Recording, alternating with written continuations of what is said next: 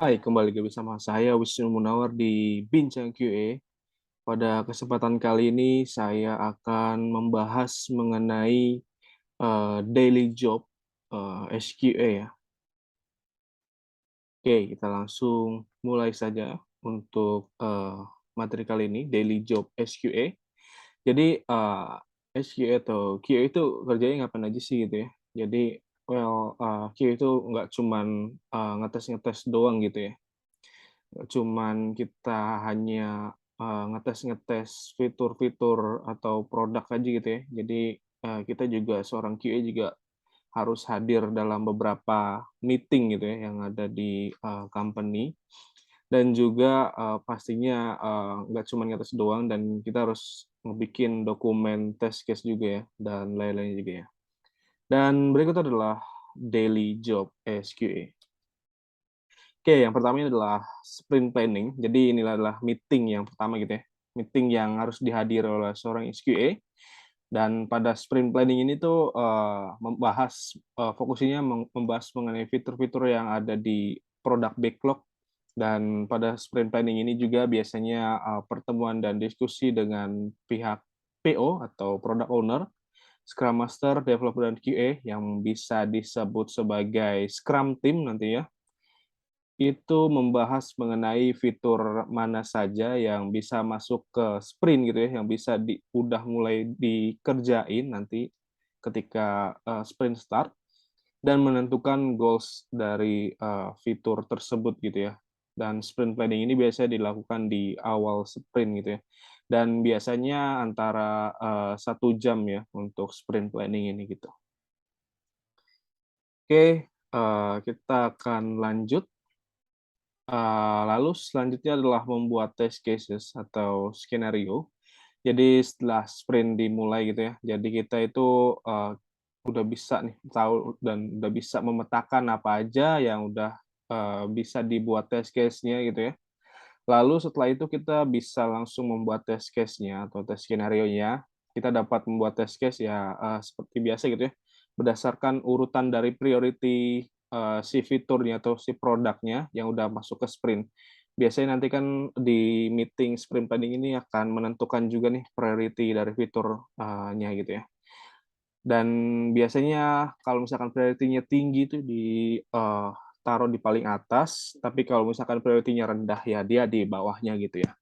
Dan seperti biasa untuk dokumen acuannya ya berdasarkan dari PRD gitu ya, untuk membuat test case atau test skenario-nya seperti itu.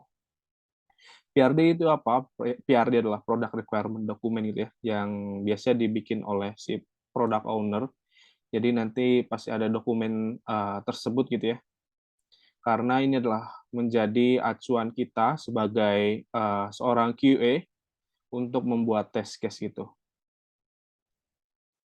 Oke, setelah kita udah membuat test case, pastinya kita juga akan nge-execute test skenario-nya gitu ya, test case-nya. Jadi kalau misalkan fiturnya itu udah masuk ke development environment dan si developer itu, eee, memperbolehkan kita atau bertanya pada kita gitu ya, untuk mengetes, apa namanya, si fitur atau produknya itu. Jadi, kita bisa ngetes itu ya, ke ini masuknya ke development environment gitu ya. Jadi teman-teman sekilas balik gitu ya, ada 3 environment sebenarnya. Jadi development environment yang, di mana ini adalah sedang develop gitu, dan yang kedua itu adalah staging atau demo, dan ini adalah kopian daripada si production, dan production ini adalah yang udah go live gitu ya, yang udah bisa kita lihat, yang udah dipakai sama user gitu. Oke, nah ini, udah masuk ke development environment, kita bisa ngetes gitu ya untuk fitur-fiturnya, maka kita akan langsung eksekusi aja fiturnya, dan kita coba untuk execute, sesuai dengan dokumen test case yang udah kita buat gitu ya. Jika pada kenyataannya ada skenario yang terlewat, maka teman-teman bisa, menambahkan test case-nya gitu ya. Dan biasanya ini, sering juga gitu ya, kalau misalkan emang udah kelihatan di, fiturnya pasti kita akan, melihat gitu ya, apa aja kekurangan test case-nya gitu.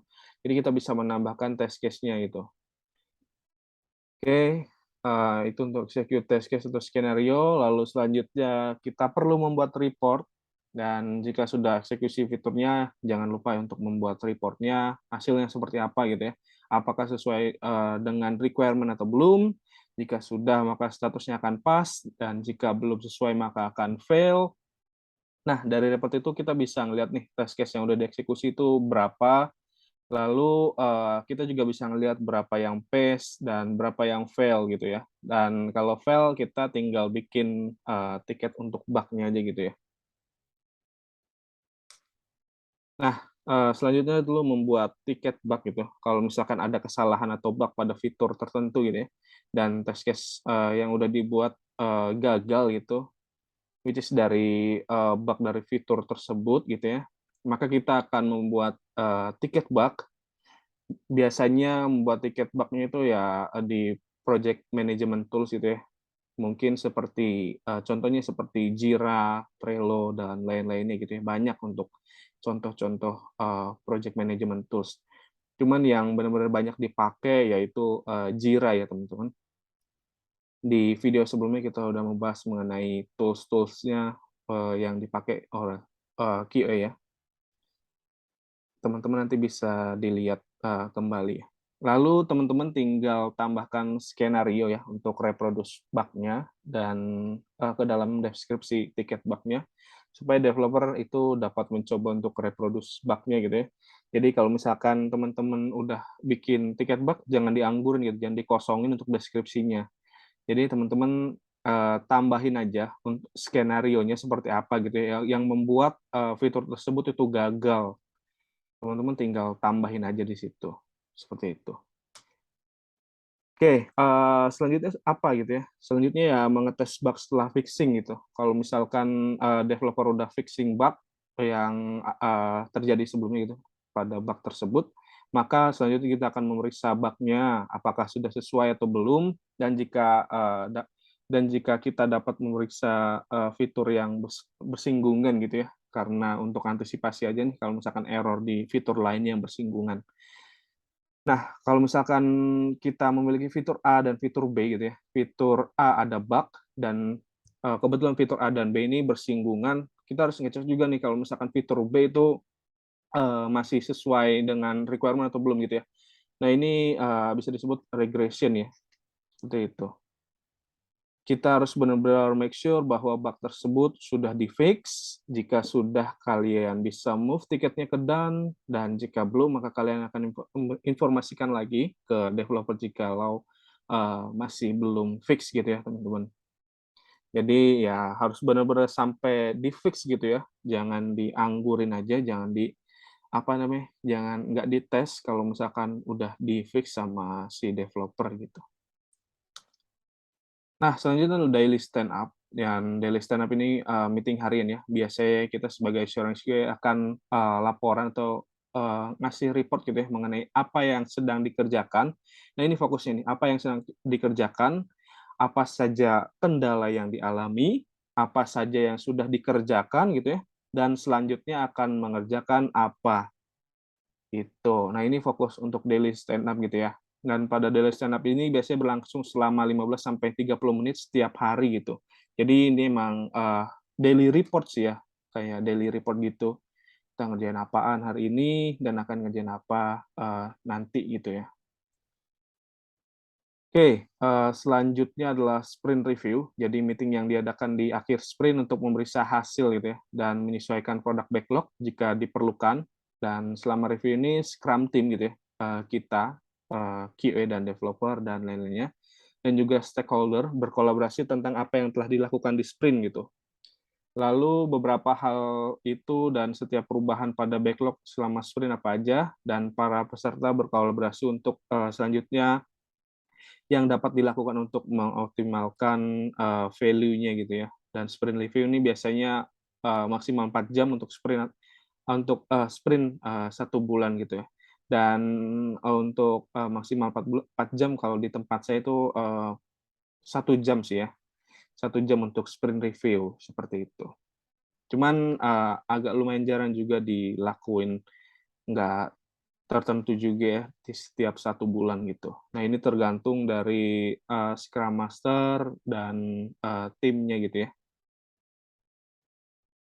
Oke, lalu ada sprint retrospektif. Jadi, sprint retrospektif ini merupakan kesempatan bagi Scrum Team untuk memeriksa dirinya sendiri gitu ya, mengevaluasi dirinya sendiri gitu, dan membuat rencana, perbaikan apa aja yang akan dilakukan untuk sprint, selanjutnya gitu ya. Sprint retrospektif dilakukan, setelah sprint review dan sebelum sprint planning berikutnya. Jadi ya, aktivitas ini dilakukan maksimal 3 jam untuk sprint, 1 bulan gitu ya. Jadi ini adalah, kita akan dikasih board gitu ya, apa yang boleh dilanjutkan, apa yang harus di-stop gitu ya. Nah, ini ada contohnya seperti ini, apa yang perlu di-improve seperti itu. Nah, nanti akan di-meeting-kan ya seperti itu di sprint retrospektif ini gitu ya. Lebih ke perbaikan sih ya untuk, retrospektif ini, entah dari diri kita sendiri, dari tim, dan dari, segi, sprint-nya gitu ya. Apakah, sudah berjalan dengan baik atau belum gitu ya. Nanti kita bisa discuss di sprint retrospektif ini gitu, teman-teman. Oke, mungkin itu aja untuk, materi kita kali ini gitu ya, teman-teman. Terima kasih sudah menonton dan, sampai jumpa di lain waktu. Bye-bye.